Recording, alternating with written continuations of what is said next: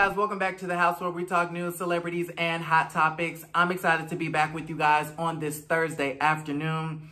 Y'all, I want to get into y'all's favorite housewife, okay? Miss Kandi Burruss Tucker. She is revealing her struggle to remain relevant, okay? She did a podcast interview, and she's talking about her fear of becoming irrelevant. And I just thought it would be a really good, interesting conversation for us to have here on the house. And then, y'all, Kandi Burruss is exposing the Grammy Awards. She's saying that there's a secret society of members that really choose the nominees and the winners. And so we're going to talk about that and so much more. If you guys like the video, give it a thumbs up. Don't forget to subscribe to the YouTube channel if you haven't already. And let's get straight into the video. All right, y'all. So let's just dive right into the mess. Miss OLG, she did an interview with Big Facts Podcast. Okay, now I've never heard of this podcast. I can only assume that they're more into the hip hop realm. All right, I'm not really into hip hop unless it's female rap or unless, you know, it's popular and on the radio and all of that. But yeah, there was a guy on there by the name of DJ Scream. He was hosting the show with another dude and another young lady. And they just so happened to do an interview with Housewife of Atlanta star Miss Kandi Burruss. So that got me interested. So I just casually tapped on the video. And you guys, they were actually talking about some really good things. They talked about Kandi's past when she was in high school and how Escape came to be and how she became a reality star and a boss and a businesswoman, and just really going over all the facets of Kandi Burruss Tucker's life, right? And they started to go down a pathway of talking about has-beens, right? And everybody knows what a has-been is.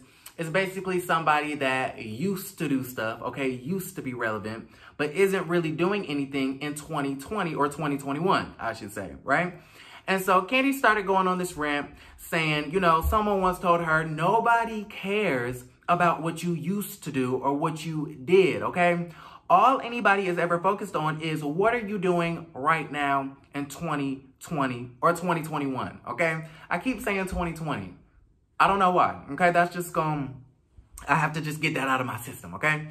But yeah, nobody cares what you did in the past. What are you doing this year, right? And so, you know, we tried to tell Monique that because she was saying she did the Queens of Comedy and she did this and she was in Almost Christmas.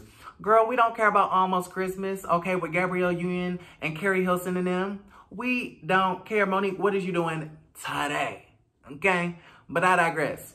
With that being said, Kandi then went on to say that she is constantly thinking about her next venture, her next project, what she's going to be doing next because she has a huge fear of being or becoming irrelevant. Check this clip out. Like, nobody cared what you accomplished before. Nobody cared what you did. I have that fear. I have that fear, man. I have that fear. I'm constantly am always trying to figure out what's my next move. You guys saw that, okay? Kandi kept saying, I have a huge fear. I have a big fear. I have a fear of becoming irrelevant, right? And so I totally understand where Kandi is coming from. And I can totally see that when you see her stories, okay, throughout the seasons on Real Housewives of Atlanta play out.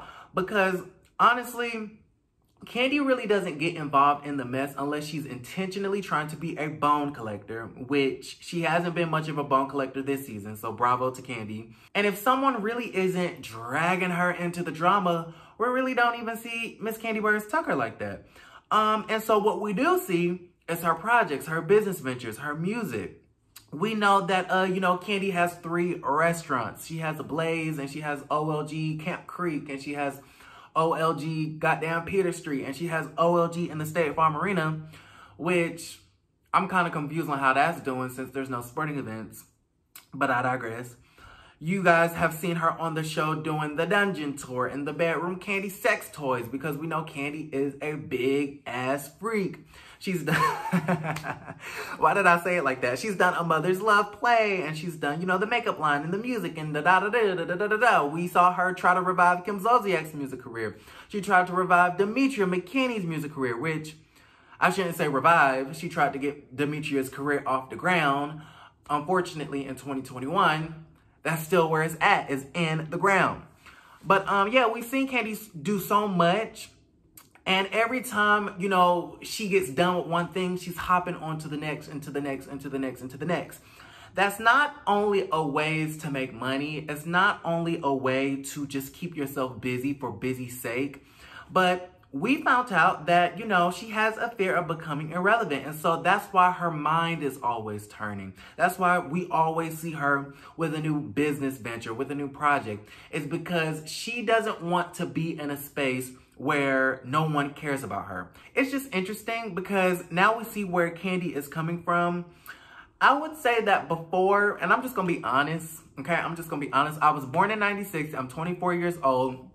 I really didn't start really getting into music until maybe 2010 or something like that. And so I had no idea who Kandi Burruss Tucker was before Real Housewives of Atlanta. I think she joined the show in, I think, 2009 or 2010. I had no clue who Kandi was. I was just like, who is this woman? Okay, who is this woman with the gold short hair with the curled bumps on the side? I didn't know who she was. I didn't know who Escape was. Now, I did know Who Can I Run To when I did know that song, but I didn't know Escape sung it, and I did know who Tiny was because, of course, T.I., but I had no idea who Kandi was. And so I can say for me personally that Housewives of Atlanta has introduced Kandi into a whole nother generation, a generation that really wasn't into Escape and TLC and all of, you know, SWV and En Vogue and those groups and stuff like that. And so I think Kandi would rather not go back into a space where the newer generations that are coming up have no idea who she is, just like I didn't know who she is. And so my advice to Kandi would be, step it up on the damn Real Housewives of Atlanta, okay? I'm not one of those people that's like, oh, it's too much drama, it's too much negativity, they need to be more positive. I've never been like that. I like my shows with substantive, I think that's how you say it, substantive, meaning of substance. I want my shows to have a lot of drama, but a lot of drama with substance. And that's why I really can't get into Love and Hip Hop like that, or things like Bad Girls Club and stuff, because I feel like a lot of the drama has no substance. And so reversing back to Miss Kandi, I would say, give us something more than a business venture, okay? Give us something more than a goddamn restaurant, okay? Because that's all cute and dandy, and we love to see Black entrepreneurship and Black bosses and things like that. But if I had to guess, it's looking like Cynthia and Kandi will be on the chopping block for season 14 if they don't get their act together, okay? Because I'm personally on a crusade to get them fired if they don't do anything worth watching. With that also being said, on the podcast, Kandi also is talking about the Grammy Awards, and she's exposing them, okay? Well, I really wouldn't say exposing them, but she is revealing to us some really interesting information. And so the podcast hosts were basically asking, you know, how do the Grammy Awards work? Because, you know, a couple of months ago, everybody was up in arms about the Grammys, and this person got snubbed, and this person didn't get a Grammy, and The Weeknd had the biggest song but didn't get a nomination, and Nicki Minaj is still complaining. Okay, Nicki is still complaining about not receiving her Best New Artist Award back in 2010, 2011, and I'm like, girl, first off, get over it. Second off, that was never your award, okay? These are entitled as celebrities. But they were basically asking like, okay, what is the process?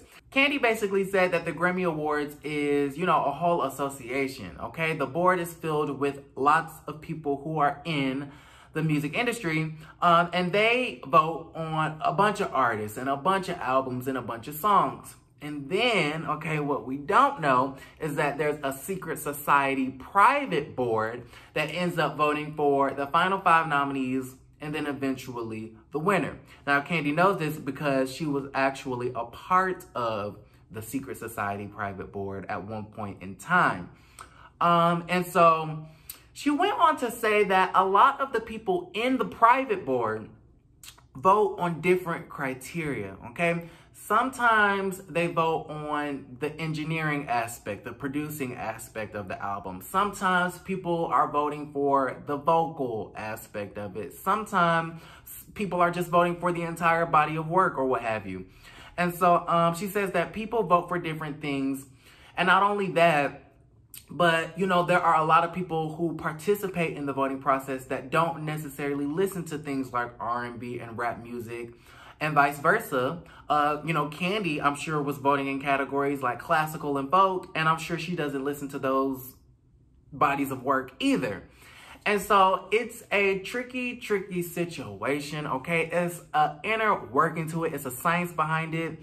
But what I always like to say is, instead of getting upset that our favorite artists, specifically in the R&B and, you know, rap categories, instead of getting upset that certain people aren't being nominated in those categories, we should really uplift the Black award shows like BET, okay, like NAACP Image Awards.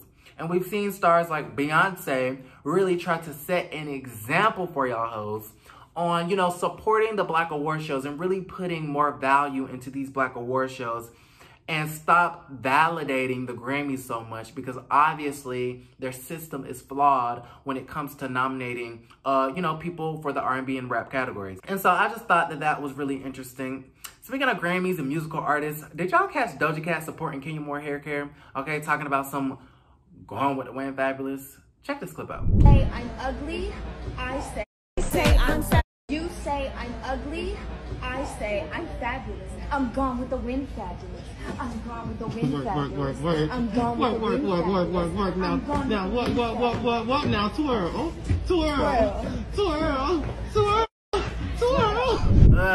I mean, I guess I'm a fan of Doja Cat. So the fact that she out here quoting Miss Kenya Moore hair care does make me feel some type of way. I'm just like, ugh. Okay, and did y'all catch Beyonce? I think it was in 2013 or 14 when she quoted "Going with the Win Fabulous" too. Okay, Kenya thinks she really doing something with all these artists trying to quote her stuff. Okay, but Doja and Beyonce, let me just tell y'all that "Going with the Win Fabulous" is going with the wind old. Okay, so let's get a new quote. With that being said, let me know what you guys think about the whole situation. Let me know what you guys think about Kandi Burruss revealing that she has a huge fear of becoming irrelevant. And then what do you guys think about Doja Cat's Going with the Win Fabulous? Who did it better? Kenya Moore hair care or Miss Doja Cat? Let me know down in the comments. If you guys like the video, give it a thumbs up. Don't forget to subscribe to the YouTube channel if you haven't already. And I will be back a little later with a whole new video. Love you, and don't forget to create a great day. Bye, you guys.